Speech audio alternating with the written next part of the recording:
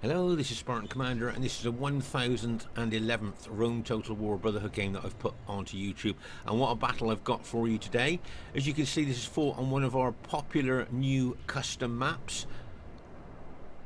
And if you notice on this map, you've got the woods here, so you can bring barbarian troops if you want to get the woods bonus for your troops there, or if you just want to hide your units and spring those nasty ambushes, you've got the woods on this map where you can do that. So I think that's quite good. And then you've got the big open plains if you want to fight out in the open as well. You know, so that's why it's such a popular map, this one. I think one of the players last night when we played on this map said it was his actual favourite map that we play on. If you notice, the rock here is in the centre, and if you notice here, you'll see that the ground by the side of the rock is slightly higher. And you'll see that both teams try to get onto the higher ground there, obviously to seek ground advantage there.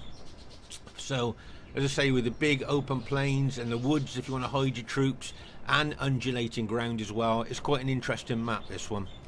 And as I say, quite popular.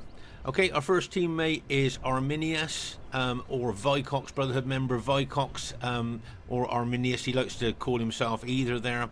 And he's got 10 cavalry, 4 peasants, and 4 archers.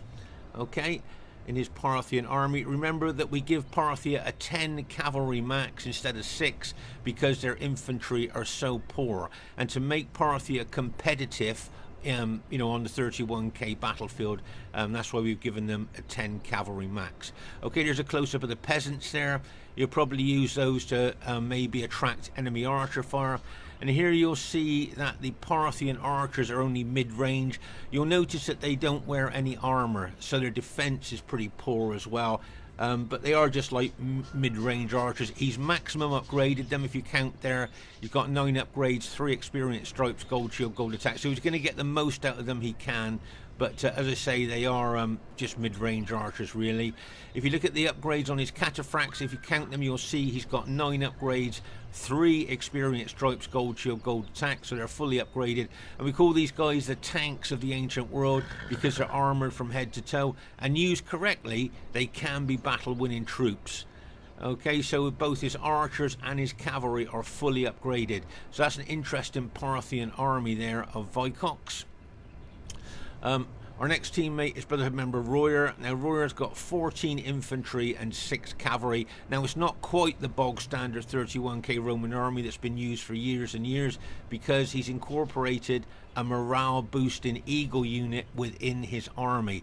Okay, so always a good thing to do on RTW. Have good morale, keeps your troops fighting longer. So that's a good move there by Royer. Our next teammate is a Brotherhood member of Fesen, who's bought the Greek cities faction. Now, it's unusual for Fesen to bring Greek cities. He's got 10 Spartans, 4 armoured hoplites, and 4 archers. Okay, so you can see the red-cloaked Spartans there. They always stick out on the battlefield. They weren't, with their 2 hit points and excellent specifications, excellent morale, really elite infantry there. And then you've got the armoured hoplites. Now make no mistake, these guys, he's got 7 upgrades on these. These guys are pretty tough. They're pretty hardy infantry. And of course with spears, they're anti-cavalry as well. But they are pretty tough as well. Obviously they're nowhere near as good as the Spartans, but they are pretty good infantry in their own right. Okay, as I say, Fesen doesn't use Greek cities very often, so it'll be interesting to see how well he gets on with that army. And our last teammate is myself, Spartan Commander, with 14 infantry and 5 cavalry. Okay, 14 infantry and 5 cavalry. I suppose a reasonably diverse team. Parthia with Arminius, Rome with Royer, Greek cities with Fesen, and Rome with myself. This is a cracking battle, and I hope you enjoy it. And here is the other team. We have Brotherhood member Spitfyr, who's bought the Carthage faction. Now he's got 15 infantry, 2 slingers, and 2 missile cavalry. Okay, if you have a look at the forward units of his battle formation, you'll see that he's got town militia. These guys can throw those spears, and they're quite handy to soak up enemy missiles at the front of a battle formation there. Very cheap unit, that. But then if you look at the rest of Spitfyre's Sacred Band infantry, I think you'll see he's got 8 upgrades on. 2 experience stripes, gold shield, gold attack. Remember that Carthage Sacred Band are really tough infantry. You put good upgrades on them and you'd be surprised on how good they are. He's got the 2 Balearic slingers. These are the best slingers. Remember, they've got 40 slingshots where archers have only got 30 arrows, and the Balearic slingers have got quite a good range as well. So they're not too bad really for missile troops. And then he's got 2 horse missile troops here, the Numidian mercenaries, missile cavalry there. So that's an interesting Carthage army there of Spitfyrs. Be interesting to see how well he uses it during the course of the battle. Their next teammate is Brotherhood member Stevelongshanks. Now, we haven't seen Steve on RTW for maybe a year or something like that. He's a little bit rusty. Now, he's got 10 infantry and 6 cavalry. And just to give you a bit of background about Stevelongshanks and myself, okay, if you have a look, just have a look at his cavalry there. If you count the upgrades, you'll see he has fully upgraded his cavalry. 3 experience stripes, gold shield, gold attack. So his cavalry are maximum upgraded, okay? And that really does make a difference with that Praetorian cavalry there when they're fully upgraded.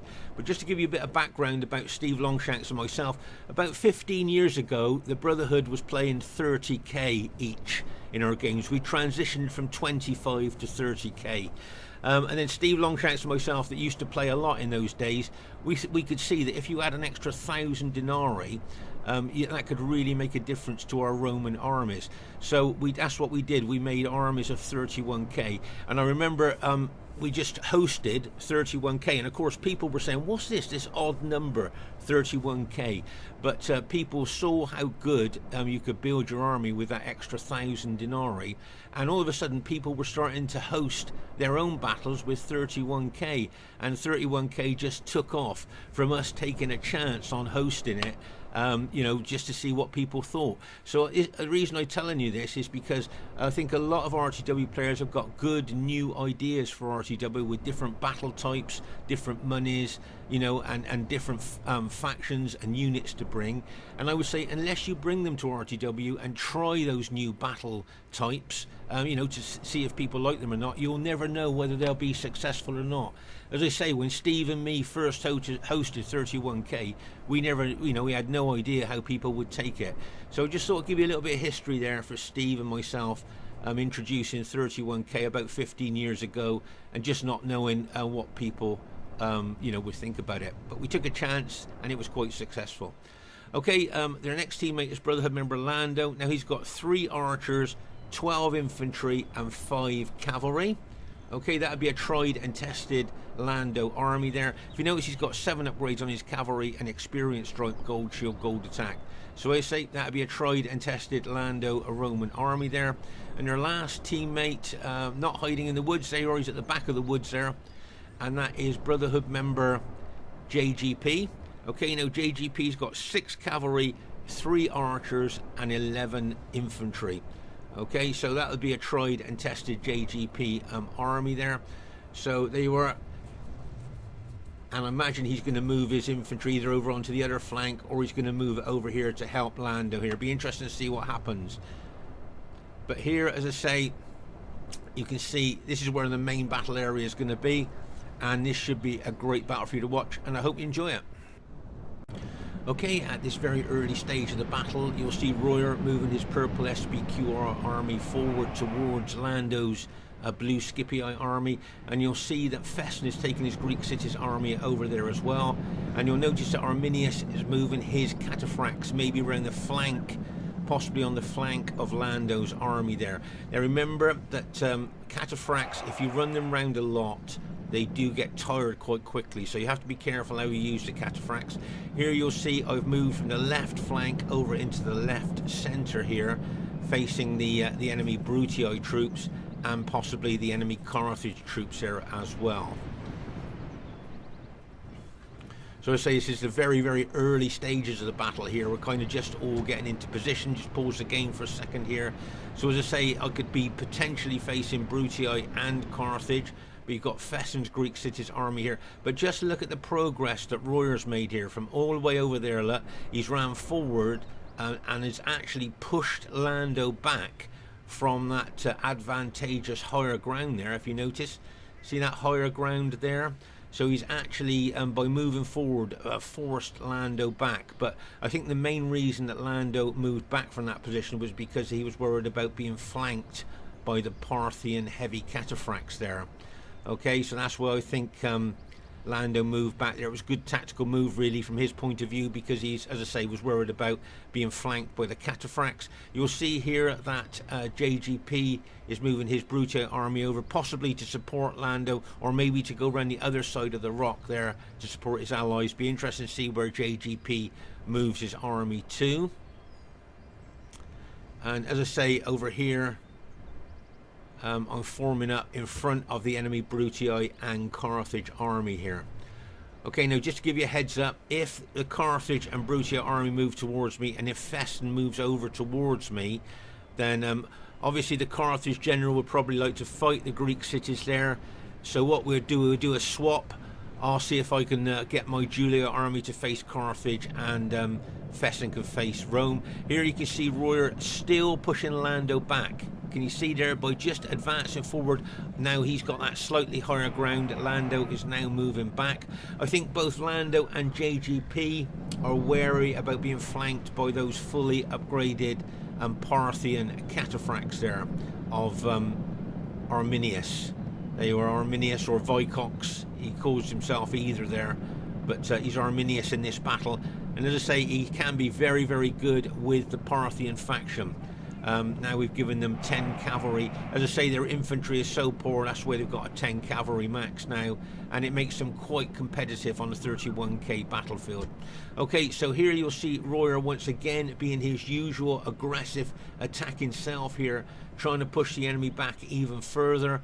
And as I say, with Arminius, his fully upgraded cataphracts threatening to flank the enemy as well, they seem to be moving back quite readily there. Okay, so over here you'll see that Fesen has now kind of integrated his Greek cities army in with my red Julii army there. And as I say, Carthage here, a Spitfyr, I think would like to engage our Greek cities ally there. And that's what he'd like to do. But what I'm going to try and do is I'm going to try and block that, and I'm going to try and engage Carthage. And then hopefully Fesen then will go for the green Brutii army there of Stevelongshanks. Okay, so that's what I'm hoping is going to happen here, because obviously Spartans against Roman troops, usually the Spartans will win there. Okay, so just watch my red Julia army there moving towards Carthage. Obviously I'd like to throw a lot of pilas into those Carthaginian sacred band units there to weaken them before we actually get into fighting. But you'll see here, can you see that Stevelongshanks, as I say, he hasn't played for a long time, so he might be a bit rusty, is coming around the flank of my infantry there. Okay, you'll see he's just coming around the flank. I'm on slightly, maybe just slightly higher ground there where I am at the moment, but it'd only be very slightly. And as I say, what would be good here is if Fesen takes his Greek cities army over there to actually engage with the enemy Brutii troops there, and I'll face Carthage. Now over here on the other flank, I'm not sure what Lando's going to do with his cavalry. Is he going to bring them over here to help his allies? Is that a possibility that he might do that? Or is he just going to position his cavalry there ready to slam into the flank of Royer if he keeps advancing? Be interesting to see what Lando's going to do with his cavalry. But over here, as I say, you can see Stevelongshanks very aggressive flanking here with his Brutii army. And remember, his cavalry is fully upgraded. 3 experience stripes, gold shield, gold attack. Right, here comes the cavalry now. Fully upgraded cavalry, going to smash into my infantry. Bang! As he smashes into the flank of my infantry there.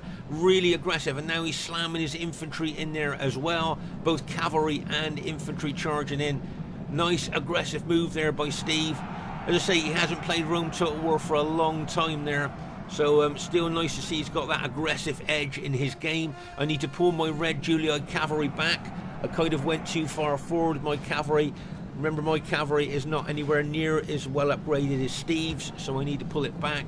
Here you'll see that the green Brutii infantry of Steve is attacking my flank, but you'll see that Fesen is taking his infantry over, and you'll see the Carthaginians moving in now on the forward units of my infantry there. Here you'll see that Fesen's going to move his archers around here to try and get a better angle to use his archers on enemy troops. So as you can see here, a lot of action going on this flank. Over here you'll see those two horse missile troops, Numidian mercenaries there of Spitfyr, taking out the Parthian peasant units there. A very aggressive move there, I think.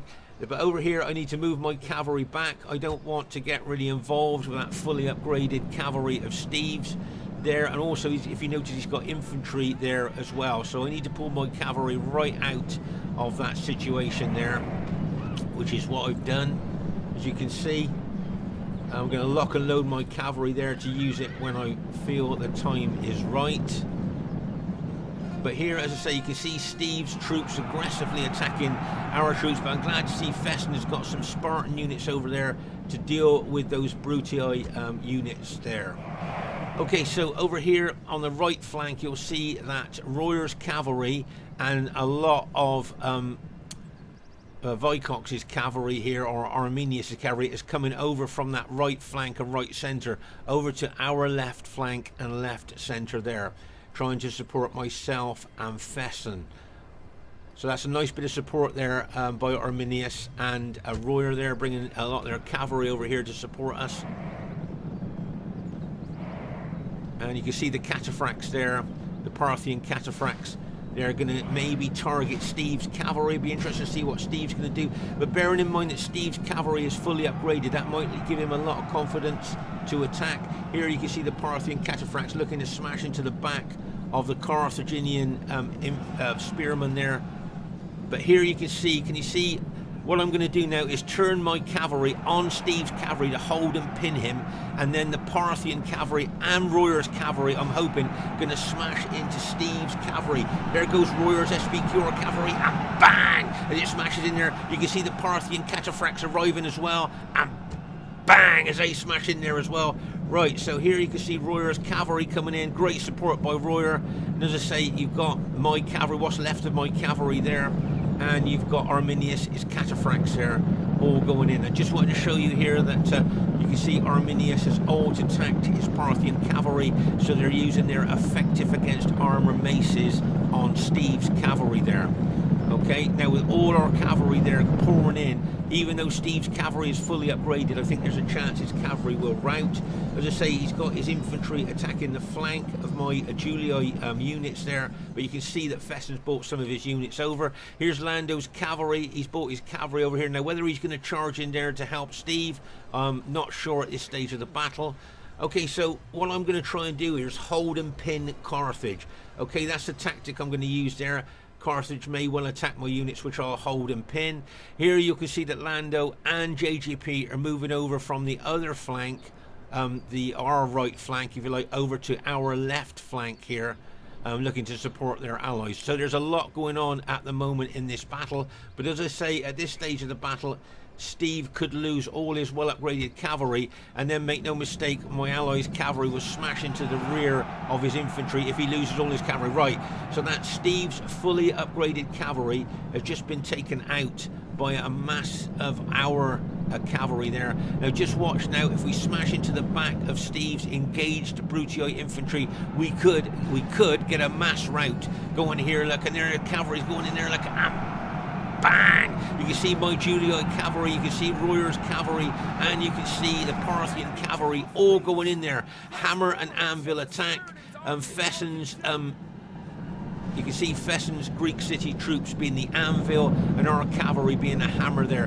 Now, I think, if I remember correctly, that is now all of Steve's army, Brutii army, has now been taken out.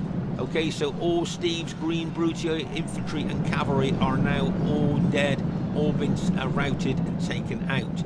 So that's good news for us. But as I said, here what I'm trying to do is hold and pin the Carthaginians as much as I can here.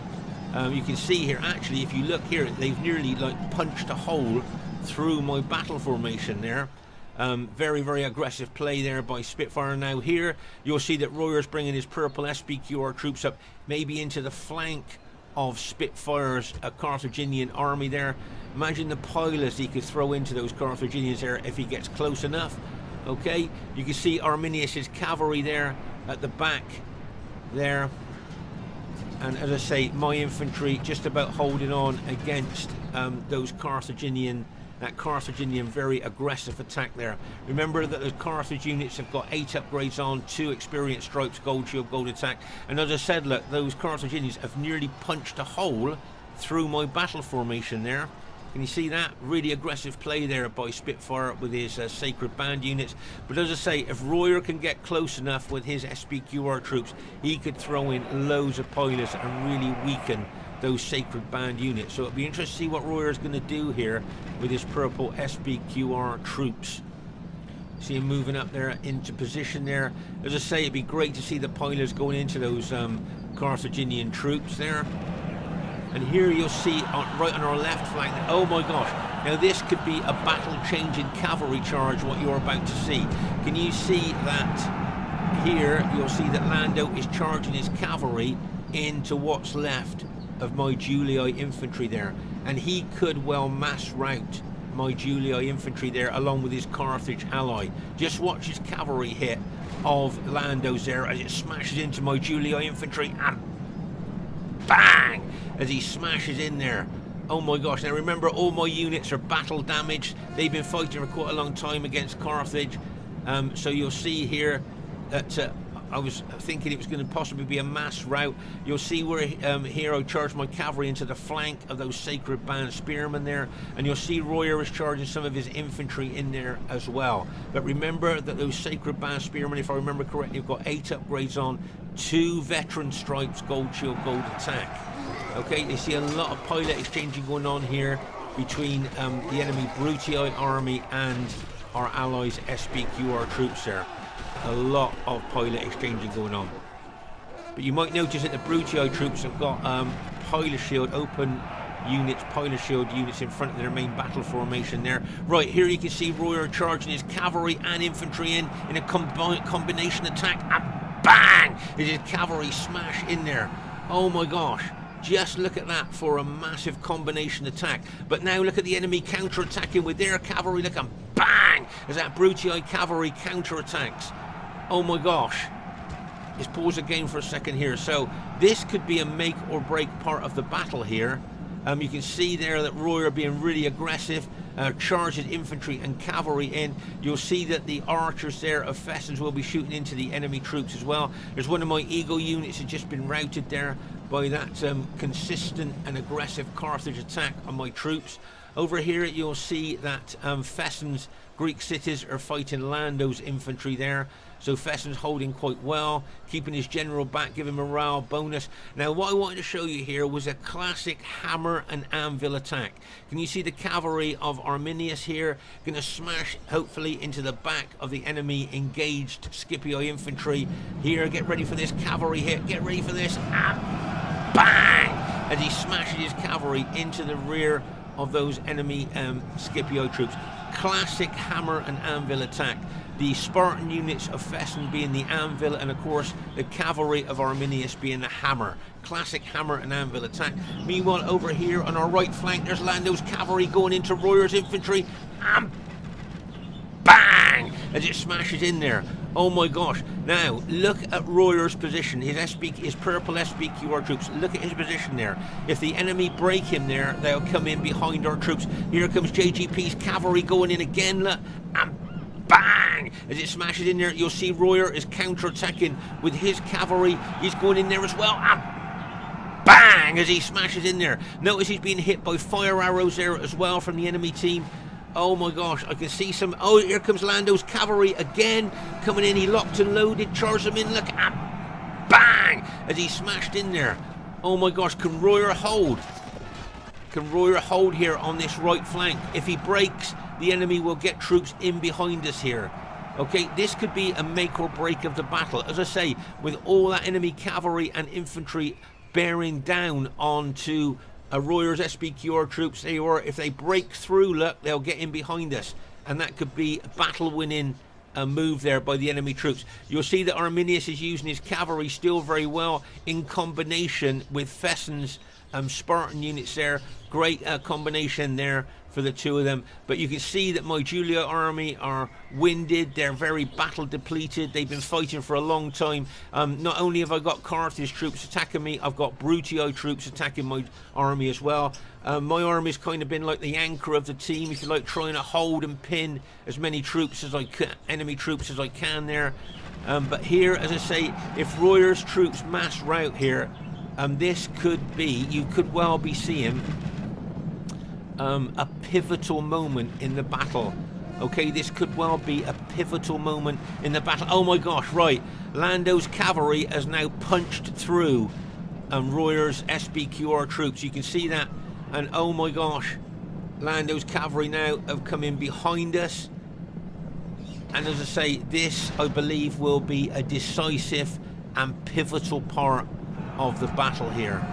Okay, so Royer tried to hold as long as he could against all that Brutii infantry, but then he had Brutii infantry and Scipii cavalry smashing him there, and they have now broken through, and most of Royer's troops are now been routed, and the cavalry of Lando are going to smash into my tired, battle damaged Julii infantry, and he could start a mass rout here. There goes his cavalry, bang, into the rear and flank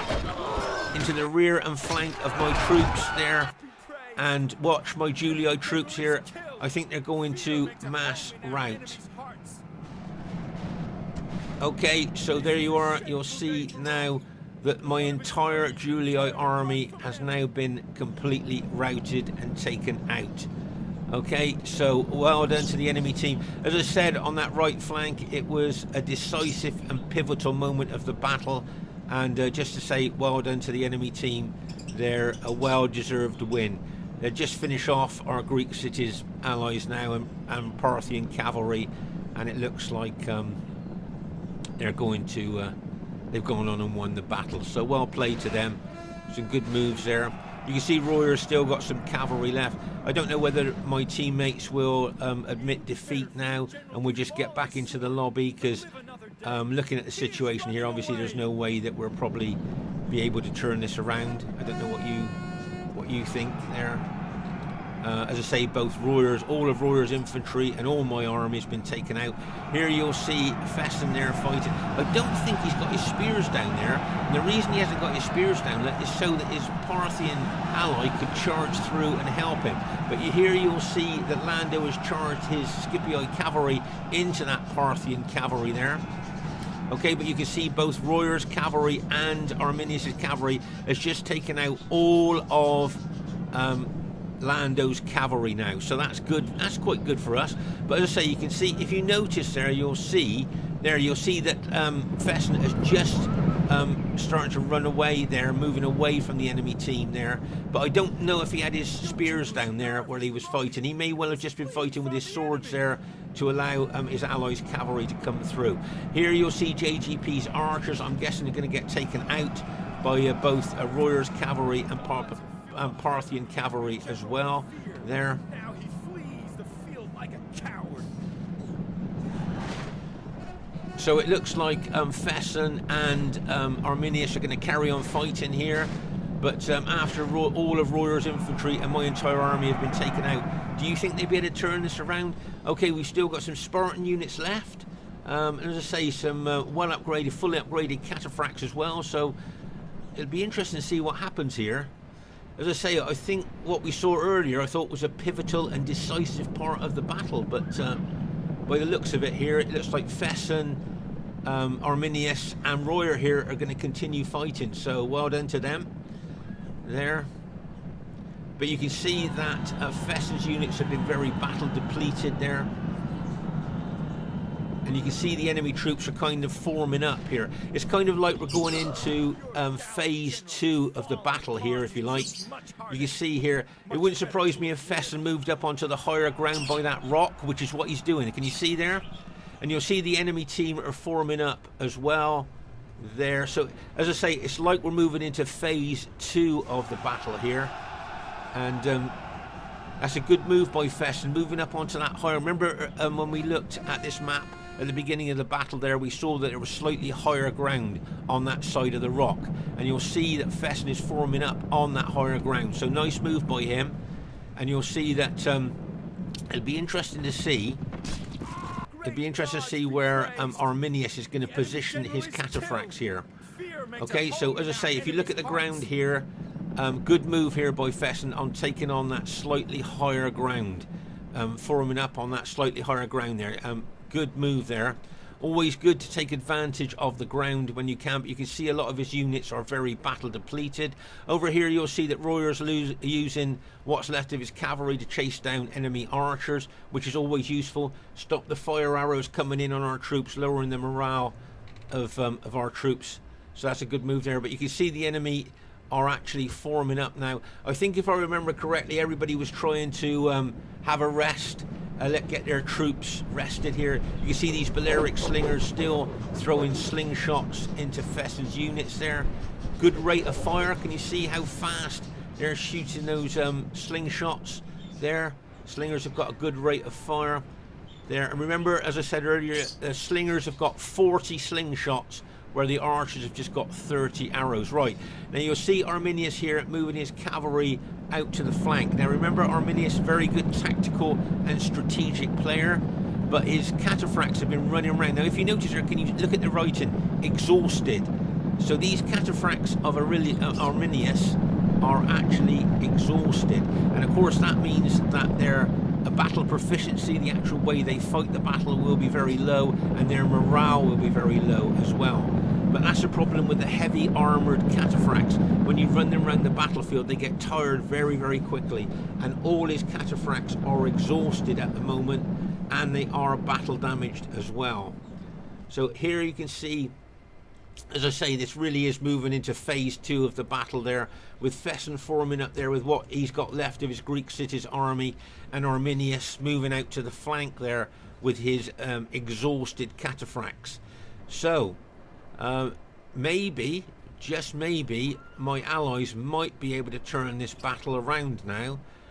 As I said earlier, it looked like a pivotal and decisive move by the enemy with what they did on that flank, but maybe things might just turn around. Okay, at this stage of the beginning of phase 2 of the battle here, you'll see that Arminius's peasant units have just been taken out by enemy troops there. And as I say, Fesen's done well, I think, in forming up on that slightly higher ground there with his battle damaged Greek cities units. Lando has already got close to the Greek cities and thrown in some pillars there, weakening Fesen's infantry even more. So it'll be interesting to see what the enemy troops are going to do here. Obviously, Fesen's gone defensive here. If you notice there, he's got an archer unit, one of his Cretan archer units there that he's put in there. He's probably hoping that that will soak up any extra pillars that the enemy have got to throw in. And I say, if you look at the enemy numbers here and you look at our troops, where do you think, which way do you think this battle's going to go? Okay, so here you can see Fesen all of a sudden deciding to move, and he was very close to Lando's troops. So now you'll see Lando attacking the rear of his moving troops there, and there's a chance a couple of those units of Fesen's could rout. There you are.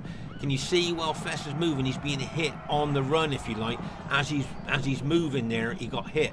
And remember, in RTW, if you get hit while you're moving, you can suffer big casualties. Right, so here you can see enemy troops closing in on Fesen's Spartan units there.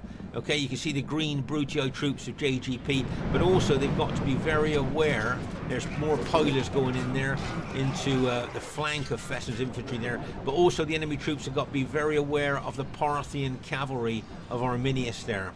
Okay, so they're not just attacking Fesen's infantry, they are very aware of the power of those cataphracts there. Even though they are exhausted, you know, it'll be interesting to see how Arminius is going to use them. Now remember, this is phase 2 of the battle. They may well have had a rest before they started here. So it'll be interesting to see what happens.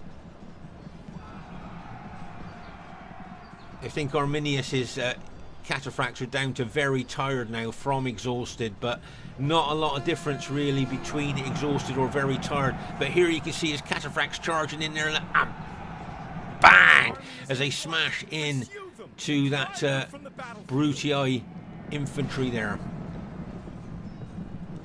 And here you can see Fesen moving his infantry again here, moving them slightly back there by the looks of it.